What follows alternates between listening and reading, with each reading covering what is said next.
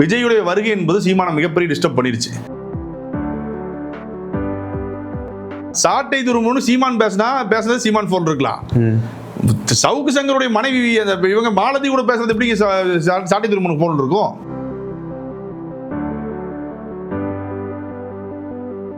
நீங்க நம்மளை எவனும் துண்டு போடக்கூடாது, தோல்ல துண்டு போடக்கூடாது, செருப்பு போடக்கூடாதுன்னு சொன்னா செருப்பு கழட்டி பாப்பான் 4 அடி அடிச்சுட்டு நீங்களும் நானும் போயிருவோம்.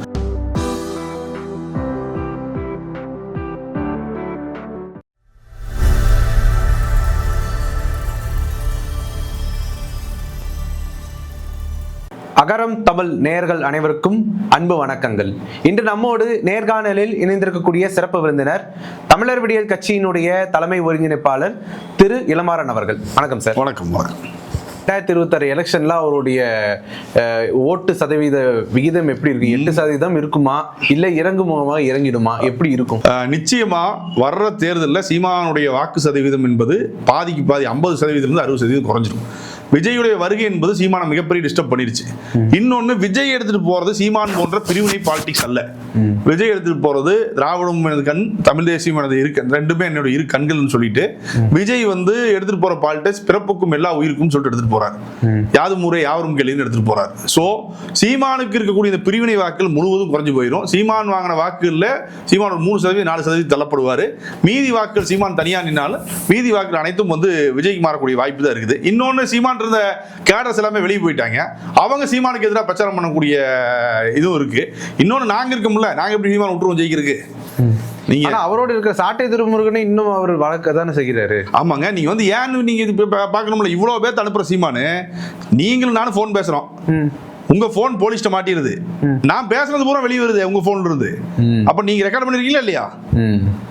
சாட்டை துரைமுருகன் அவர்களுடைய போன் போலீஸ்ட மாட்டிருது. சீமான் அந்த ரெக்கார்ட் வெளியே அத்தனை ரெக்கார்டு எந்த போன்ல இருக்குது? சீமான் போன்ல இருக்குது. புரியுதுங்களா? சாட்டை துரைமுருகன் சீமான் பேசுனது சீமான் போன் இருக்கலாம். சவுக்கு சங்கருடைய மனைவி இவங்க மாலதி கூட பேசுறது எப்படி சாட்டை துரைமுருகன் போன் இருக்கும்? மாலதியும் சீமானும் போன் பேசுறாங்க. அந்த ரெக்கார்டிங் எப்படி சாட்டை துரைமுருகன் இருக்கும்? அப்ப சாட்டை துரைமுருகன் போன் அது வெளியாகுது. புரியுதுங்களா? ஏதோ இடத்துல ஏதோ ஒரு விஷயத்துல சீமான் டிராப் ஆயிருக்காரு. புரியுதுங்களா? டிராப் ஆயிருக்காரு. அதாவது அந்த விஷயங்கள் வெளியே வந்துச்சுன்னா சீமானுக்கு அது பாலியல் விஷயத்துக்கு அப்பாற்பட்டு இருக்கு. ஏன்னா பாலியல் விஷயம் சீமானுக்கு 14 வருஷமா வந்துட்டு இருக்குது. நம்ம விஜயலட்சுமி கத்திட்டே இருக்கு. இது அதுக்கு அப்பாற்பட்டு இந்த இன விடுதலை சம்பந்தப்பட்ட இதில் நடந்த பேரங்கள், இதில் நடந்த பண பேரங்கள், இந்த இனத்தை காட்டி கொடுத்தது. புரிஞ்சுங்களா? எதிரிகள் கூட, சிங்களன் கூடயோ அது இந்திய பார்ப்பனியத்தின் கூடயோ சீமான் கைகோர்த்து நின்று பேசிய பேச்சுக்களோ ஏதோ ஒன்று பிரச்சனை மாட்டிருக்கு. இப்படி எல்லாம் இருக்க சாத்தியம் இருக்கு. 200% சாத்தியம் இருக்குல்ல. சங்கிக்கு அப்ரிவேஷன் தர வேண்டிய தேவையில்லை சகத்தோலன்ட்டு. இந்த மண்ணுக்கு போராடின திராவிடர் பூரா உங்களுக்கு எதிரி, தமிழுக்காக போராடின, தமிழ் மொழிக்காக போராடின திராவிட பூரா எதிரி. மொழி போராட்டத்தில் நின்று செத்து 800 பேர் செத்துருக்காங்க. மொழி போராட்டத்தில் திராவிட இயக்கங்களை சார்ந்தவர், மாணவ இயக்கங்களை சார்ந்தவர். நீ திராவிட மாணவர் இயக்கம் தான் இருந்துச்சு. அவன் பூரா உங்களுக்கு எதிரி.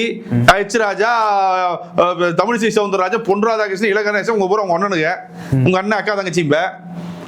புரியுதுங்களா? அப்ப சாத்தியம் 200% இருக்கு. சரி, சீமான் திராவிடத்தை குற்றம் சொல்கின்றார் அப்படின்னு சொல்றீங்க. அதனால்தான் அவரை எல்லாருமே குற்றம் சாட்டுறாங்க. சரி, அவர் யாரதும் குற்றம் சொல்லணும்? அப்ப நீங்க அதை வரலாற்றை நீங்க புரிஞ்சு படிச்சு பார்க்கணும். நீங்க அதுல பாத்தீங்கன்னா அங்க சண்டைங்கிறது யாருக்கு? விடுதலை புலிகள் அறிவித்தது என்ன? திராவிடக்கும் எங்களுக்கும் சண்டைன்னு சொன்னாங்க. விடுதலை புலிகள் தங்களை திராவிடராகத்தான் புலம்பெயர் நாடுகளில், வெளிநாடுகள் நடந்த கான்பரன்ஸில் கலந்து கொள்ளும் போது விடுதலை புலிகள் தங்களையும் திராவிட இனத்தை சார்ந்த மொழியால் நாங்கள் தமிழர்கள், இனத்தால் மரபினத்தால் திராவிடர்கள் என்றுதான் அவங்களே பதிவு செஞ்சிருக்காங்க. திராவிடத்துக்கும் தமிழருக்குமான சண்டைங்கிறது கிடையாது. அங்க என்ன சண்டைனா, இங்க எப்படி பார்ப்பனியத்துக்கும் திராவிட இனத்துக்குமான சண்டை, பார்ப்பனர் அல்லாத மக்களுக்குமான பிரச்சனையா இங்க கான்ஃபிளிக்ட் இருக்கோ, அதுபோல் அங்க சிங்கள பௌத்த பேரினவாதத்திற்கும் தமிழ் மக்களுக்குமான, தமிழ் இனத்துக்குமான பிரச்சனையா தான் பல நூறு ஆண்டுகளாக இருந்திருக்கு. சிங்கள பௌத்த பேரினவாதம் தான் அந்த படுகொலை செய்தது. இந்த போரை நடத்துவது சிங்கள பௌத்த பேரினவாதம் தான், எங்களுக்கு எதிரி சிங்கள பௌத்த பேரினவாதம் தான் அப்படின்னு பலமுறை தலைவர் பிரபாகரன் அவர்கள் அறிவிச்சிருக்காரு. அதுக்கப்புறம் இங்க இருக்கக்கூடிய பார்ப்பனியம் இருக்கு பாத்தீங்களா, நம்மளை எல்லாம் பல ஊர்களை கட்டியாண்ட இந்த தமிழினத்தை அதன் பிறகு வீழ்ச்சி ஏற்பட்டு நம்ம ஒரு மூலையில முடங்கி கிடக்கிறோம். நம்மளை எல்லாம் இத்தனை ஆண்டுகளாக அடக்கி வைத்து, கல்வி வேலை வாய்ப்பு அடக்கி வைத்திருந்த அந்த பார்ப்பனியத்தை உடைச்சு திராவிட இயக்கம் தமிழ்நாட்டில் நமக்கான உரிமைகளை கொஞ்சமே வாங்கி தந்திருக்கு, போராடி நிற்குது. நம்ம சுயமரியாதை நம்ம வாழ வச்சிருக்குது.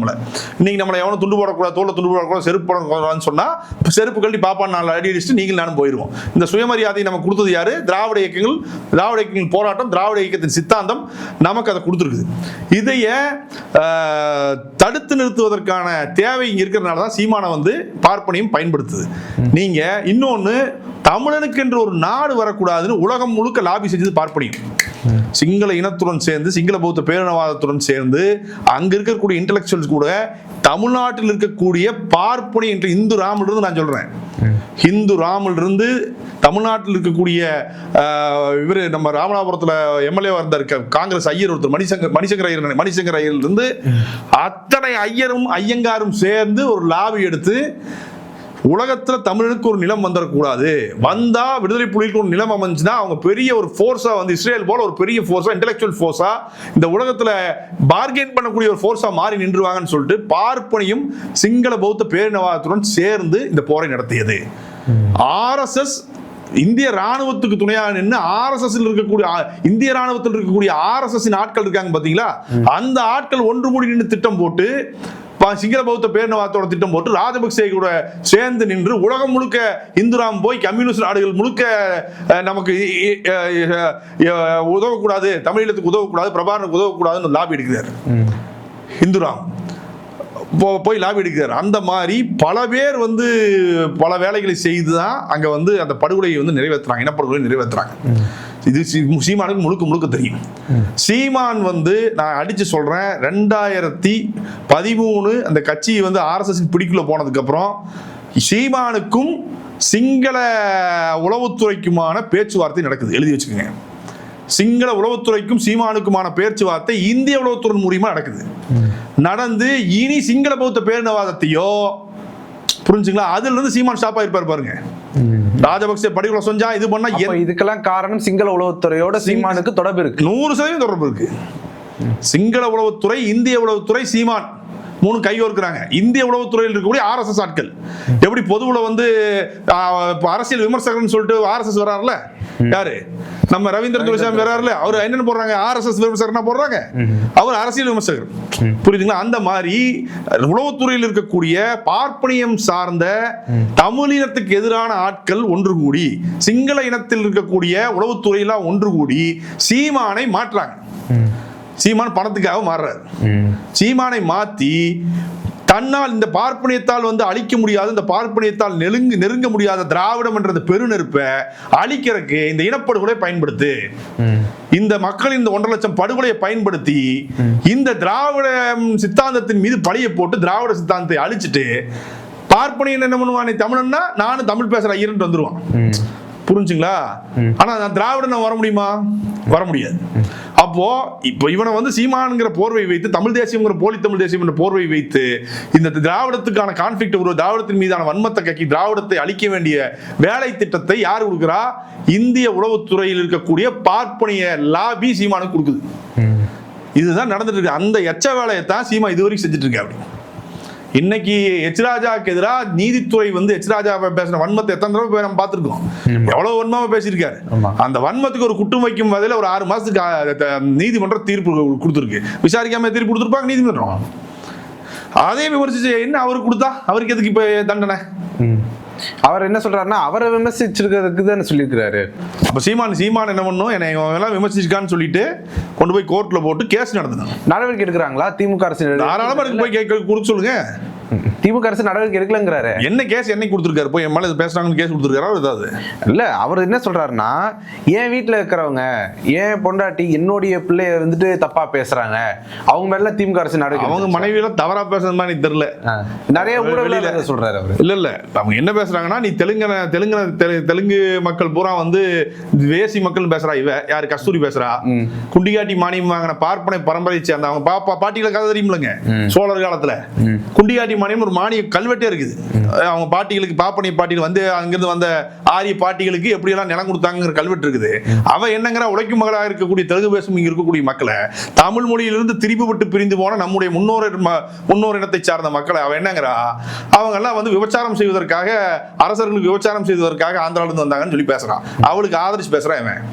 அப்ப என்ன கேட்கிறாங்கன்னா, உங்க மனைவி தெலுங்கை தாய்மொழியாக கொண்டவங்க தானே, உங்க மாமியார் தெலுங்கை தாய்மொழியாக கொண்டவங்க தானே, அவ பேசுற பேச்சு அவங்களையும் பாதிப்படைய வைக்கும்ல. அவ பேசின பேச்சு அவங்களுக்கும் அவங்க மனசையும் காயப்படுத்தும்ல. நீ அந்த வீட்லயே உட்காந்து எப்படி அவங்க சொத்தையை திண்டு இப்படி அதை கேட்டு அவனுக்கு சப்போர்ட்டா போற நாயே, ஈனச்சோறுதிங்கிற நாயேன்னு சொல்லிட்டு கேட்கறாங்க பத்திரிகையாளர். நான் கேட்கல, பத்திரிகையாளர் கேட்கறாங்க.